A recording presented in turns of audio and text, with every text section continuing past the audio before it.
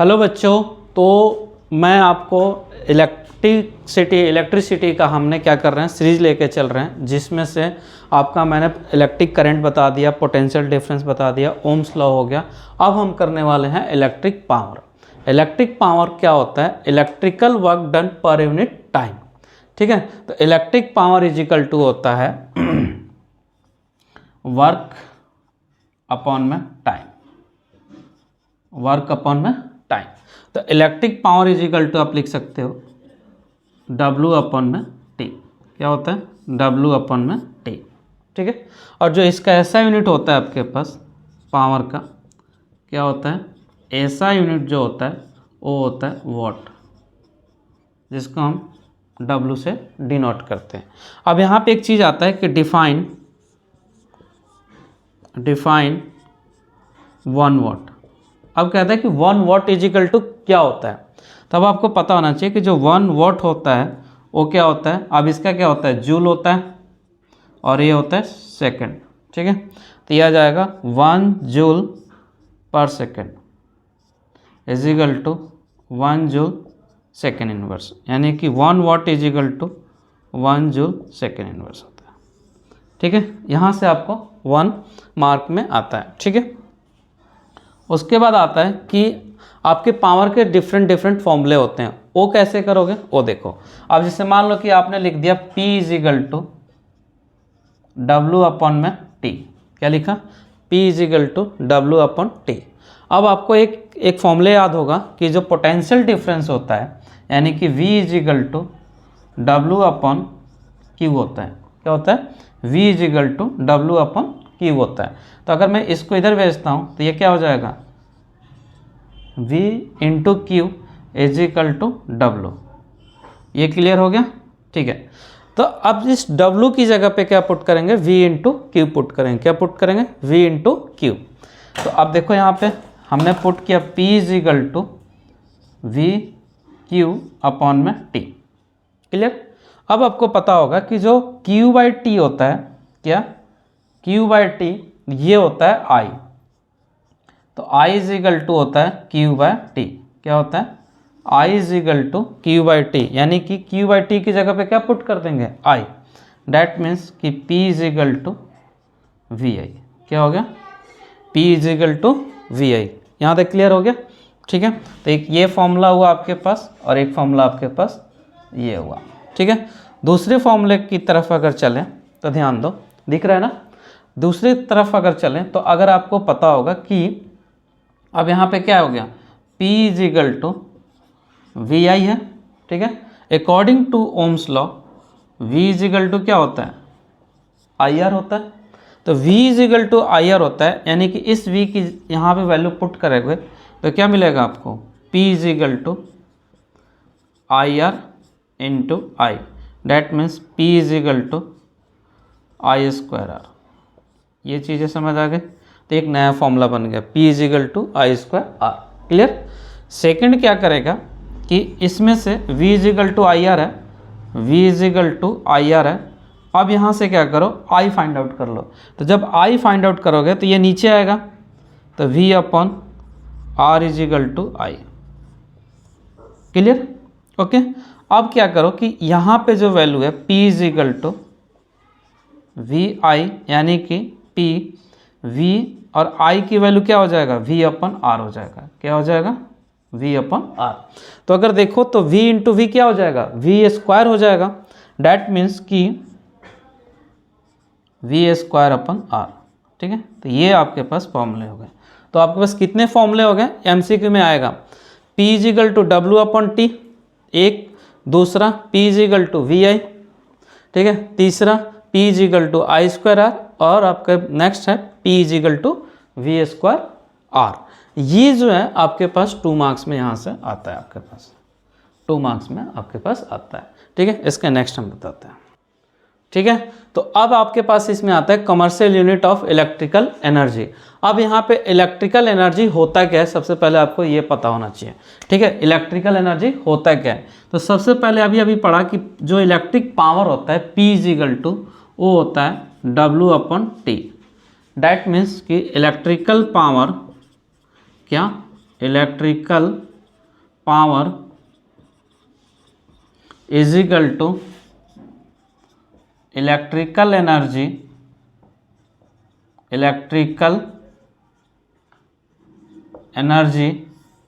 Upon में time. ठीक है, इलेक्ट्रिकल एनर्जी अपॉन में टाइम। अगर मैं इसका ऐसा यूनिट देखूं तो ये क्या होता है, वॉट होता है। और इसका ऐसा यूनिट देखूं तो अगर इलेक्ट्रिकल एनर्जी को, अगर मैं इसको हमने क्या किया, इलेक्ट्रिकल एनर्जी का क्या होता है, वॉट होता है, सॉरी पावर का वॉट होता है, एनर्जी का क्या होता है, जूल, और इसका टाइम का क्या होता है, सेकंड। यानी कि 1 वॉट इज इक्वल टू क्या निकला, 1 जूल पर सेकंड। ये आपके पास निकला। ठीक है, ओके, ये आपका निकला। अगर मैं इसके अकॉर्डिंग देखूं तो P इज इक्वल टू क्या है आपके पास, P is equal to E upon T. क्या, P is equal to E upon T. Electrical energy को E से डिनोट किया, टाइम को T से। ठीक है, तो इसको इधर शिफ्ट करोगे तो E is equal to P into T. यहाँ पे बच्चे बहुत कंफ्यूज होते हैं। अब यहाँ से देखो, अगर मैं देखूँ तो यहाँ पे क्या आ रहा है, अगर मैं इस P का देखूँ तो वॉट हो गया, और यहाँ पे अगर देखूँ T, अगर T अगर देखूँ तो ये सेकंड में इसका क्या होता है, ऐसा यूनिट होता है।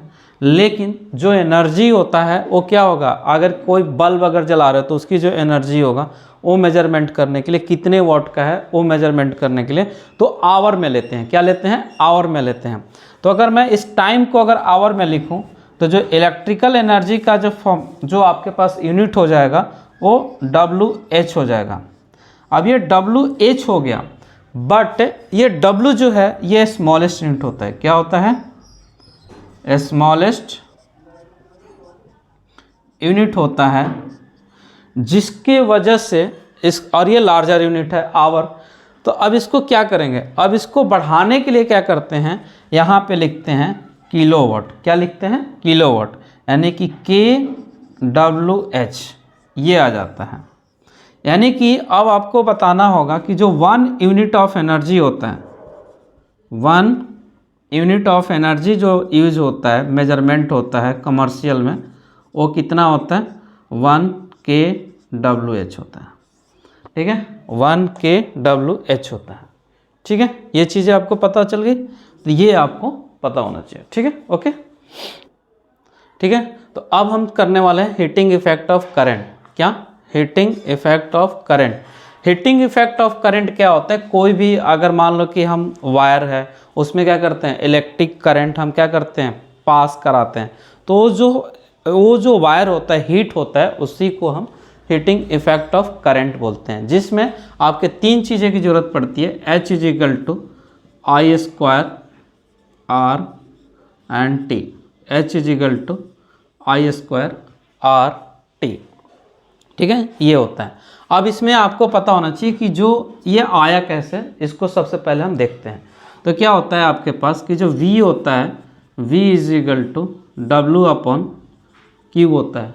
अब V is equal to W upon Q, इसका मतलब ये है कि जो V और Q है, यानी कि अगर मैं यहाँ से आपके पास अगर W is equal to V और Q ले लूँ तो कोई प्रॉब्लम है, नहीं है ना, नहीं है। ठीक है, ये चीज़ है। उसके बाद आपको पता होना चाहिए कि जो इलेक्ट्रिक करंट होता है, क्या, इलेक्ट्रिक करंट, यानी कि I is equal to Q, I is equal to Q by T। तो अगर मैं इसको इस साइड भेजता हूँ तो क्या हो जाएगा, Q is equal to I into T। ये क्लियर हो गया। ठीक है, अब इसकी जो वैल्यू है मैं यहाँ पे पुट कर देता हूँ, यानी कि W is equal to V I T। Clear, okay. अब इसको स्मॉल t भी लिख सकते हो। ठीक है, ये चीज़ है, ओके। उसके बाद नेक्स्ट में क्या कर सकते हो, according to Ohm's law, according to the Ohm's law क्या होता है, V इज इक्वल टू क्या होता है आपके पास, V is equal to IR होता है। क्या होता है, V is equal to IR। तो क्या करेंगे कि W इज इक्वल टू क्या है, VIT है, क्या है, W is equal to VIT है, तो V की वैल्यू यहाँ पुट करेंगे, तो W इज इक्वल टू क्या हो जाएगा, आपके पास आ गया IR and I into T. ठीक है, अब देखो I इंटू आई कितना हो जाएगा, I स्क्वायर हो जाएगा, तो W is equal to I square RT, ये आ गया। और इसको आप ऐसे भी लिख सकते हो, ठीक है, H is equal to I square RT। ठीक है, H आपके पास भाई heating effect of current, H heating energy के भी नाम से जानते हो, तो आप इसको इस तरह से यूज कर सकते हो, डेट मीन्स हीटिंग एनर्जी भी बोल सकते हो, हीटिंग एनर्जी। ठीक है, हीटिंग एनर्जी भी आप बोल सकते हो। ठीक है, ओके, ठीक है। तो H is equal to I square R into T. अब देखो जो हीटिंग एनर्जी है वो किस किस पे डिपेंड कर रहा है, किस किस पे डिपेंड कर रहा है, हीटिंग एनर्जी किस पे डिपेंड कर रहा है, heating energy is directly proportional to square of electric current. क्या, heating energy is directly proportional to electric current, heating energy inversely proportional to, sorry directly proportional to resistance and directly proportional to time, T for time है। लेकिन अगर मैं यहाँ से अगर I square निकालता हूँ तो I square is equal to हो जाएगा क्या, H upon RT and I is equal to under root H upon RT। यहाँ से न्यूमेरिकल बनता है। ठीक है, यहाँ से एक न्यूमेरिकल आपका बनता है। ठीक है, तो अब हम न्यूमेरिकल करेंगे। तो ये चीज़ आपके समझ आ गई कि जो H is equal to I square RT हम कैसे लाया, ये कैसे प्रूफ हुआ। पहले हम क्या किया, V is equal to W upon Q, V क्या होता है, वोल्ट पोटेंशियल डिफरेंस, इसको इधर शिफ्ट किया तो W is equal to VQ, I is equal to Q by T, T इधर शिफ्ट किया तो Q is equal to IT, W is equal to इसमें पुट किया V, ठीक है, और Q की जगह पे IT ले लिया। According to Ohm's law V is equal to IR होता है, तो V की प्लेस पे क्या पुट कर दिया, IR, तो IR, अब देखो I इंटू आई कितना हो गया, आई स्क्वायर RT, यानी कि W को H में कन्वर्ट कर दिया तो H is equal to I square RT, यानी कि ये हो गया हीटिंग एनर्जी। अब इसको हम क्या करते हैं, H directly proportional to I square. अब देखो ये W है, W को चेंज करके ही H लिखा है, तो अब is known as the heating energy भी बोल सकते हो। तो H directly proportional to R, H square of electric current and H directly proportional to time. और जब अगर हम निकालेंगे अगर आई स्क्वायर तो H अपॉन RT, तो I is equal to under root H upon RT। यहाँ से आपको डायरेक्ट न्यूमेरिकल्स आते हैं। ठीक है, अब हम न्यूमेरिकल्स करेंगे। ठीक है, हेलो, तो अब हम इसमें क्या कर रहे हैं, देख लो, ये कह रहा है कि a simple electric circuit has a 24 volt. एक सिंपल एक इलेक्ट्रिक सर्किट है जिसकी बैटरी जो है वो 24 वोल्ट लिया गया है। ठीक है, कितना लिया गया है, 24 वोल्ट बैटरी लिया गया है and a resistor of 60 ohms. अब देखो इसका यूनिट से हम पकड़ते हैं कि क्या दिया हुआ है, ये क्या है, 60 ohms. What will be the current in the circuit. अब ये कह रहा है कि कोई सर्किट है जिसमें आपका जो बैटरी लगाई गई है वो 24 वोल्ट की लगाई गई है। तो सबसे पहले न्यूमेरिकल करने के लिए क्या करते हैं, सबसे पहले आपको गिवन डाटा लिखते हैं। क्या लिखते हैं, गिवन डाटा लिखते हैं कि इसको हम यहाँ पे सॉल्यूशन लिखोगे, गिवन डाटा लिखते हैं कि हमारे पास है क्या चीज़ है। तो अब देखो a simple electric circuit has 24 volt, यानी कि जो पोटेंशियल डिफरेंस है या वोल्टेज है वो कितना है, 24 वोल्ट है। कितना है, 24 वोल्ट है एंड रजिस्टर 60 ओम है। कितना है, 60 ओम है। तो R इज इक्वल टू, अगर मैं 60 ओम लेता हूँ, ठीक है, अब क्या कह रहा है, what will be the current in the circuit. मान लो कि अगर ये मैंने बल्ब ले लिया इस तरह से, ठीक है, और यहाँ पे मैंने एक बैटरी लगा दी और इस बैटरी का हमने ले लिया 24 वोल्ट। क्या ले लिया, 24 वोल्ट। और यहाँ पे जो क्या है, जो ओम जो रजिस्टेंस यूज किया गया है, यानी कि क्या यूज किया गया है, रजिस्टेंस यूज किया गया है, वो आपके पास 60 ओम यूज किया गया है। कितना यूज किया गया है, 60 ओम। तो आपसे ये पूछ रहा है कि ये जो क्लोज सर्किट है, क्या ये जो क्लोज सर्किट है इसमें करंट कितना फ्लो हो रहा है, इसमें इस सर्किट में करंट कितना फ्लो हो रहा है, ठीक है, क्या करंट कितना आपका फ्लो हो रहा है, ठीक है। तो आप कैसे करोगे, एक फॉर्मूला क्या होता है, V is equal to I R होता है। क्या होता है, V is equal to I R. V कितना है आपके पास 24 और I हमारे पास नहीं है, R कितना है 16। अब इसको इधर भेजो तो 24/60 इजिकल टू आई। क्लियर। अब इसको डिवाइड करो 12, 30 और ये डिवाइड किया 6, ये कितना हुआ 15 और फिर 3 से करो, 3 2 जा 6, 3 5 जा 15, यानी कि 2/3 एम्पियर आई। तो ये आपके पास आ गया, ठीक है, क्लियर। अगर यहीं से अगर आपको पूछता है कि इसमें पावर कितना सप्लाई हो रहा है, क्या अगर यहाँ पूछ देता है कि पावर कितना सप्लाई हो रहा है, तो देखो पावर के लिए क्या चाहिए, P इजिकल टू क्या चाहिए, VI चाहिए। तो अब देखो, तो P इजिकल टू ये अभी बताया, तो V कितना है आपके पास 24 और I कितना अभी निकाला आपने कितना 2/3, यानी कि अगर इसको इससे अगर हम कट करें तो कितना हो जाएगा 8, यानी कि 8 × 2 कितना हो गया 16 वाट, यानी कि यहाँ पे जो बल्ब, ठीक है। तो ये इस टाइप्स के आपको सर्किट दिया रहता है और आपसे इसमें 3 चीज़ें पूछता है, ठीक है, total resistance, current and potential difference across R1।